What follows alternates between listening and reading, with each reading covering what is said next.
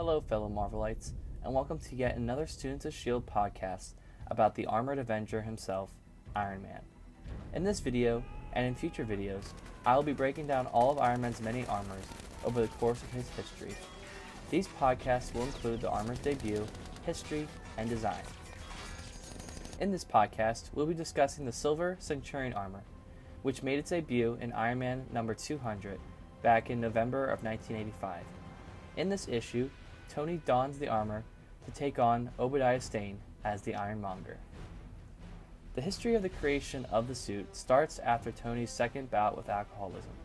He eventually ended up moving out west to join his best friend Rhodey and two former Stark International employees, Morley and Cly Irwin. Together, the four of them ran the newly founded company Circuits Maximus. During Tony's time as an employee for the company, he tinkered on new suits in the headquarters of Circuits Maximus, while also setting up shop in the West Coast Avengers facility.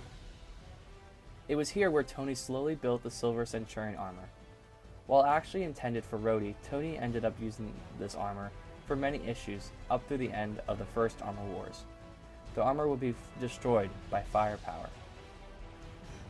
The Silver Centurion armor was advanced in almost every way in comparison to the original Crimson and Gold models.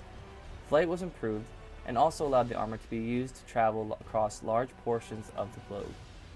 Repulsors, unibeam, and pulse bolts were enhanced from previous Iron Man armors, while also adding new bells and whistles like cutting lasers, a tractor beam, and a sonic disruptor. The Silver Centurion armor is also known as the Chameleon armor due to its unique chameleon effect that generated a hologram that allowed the armor to blend into its surroundings. This ability of the armor ended up damaging Tony's nervous system in future issues. During the first Armor Wars, the Silver Centurion armor proved effective in locating and determining stolen Stark technology with the suit's enhanced electromagnetic sensors. The armor made its MCU debut in 2013's Iron Man 3 as the Mark 33 armor. Like its comic counterpart, the armor had a protective force field and pulse bolts. The suit also featured large hidden blades on the arms that extended out to fend off Aldrich Killian.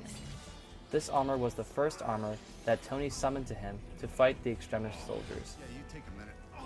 The Silver Centurion armor brought a sleekness and a new look to Iron Man, who had a very consistent armor design for the 20 years before this armor's debut.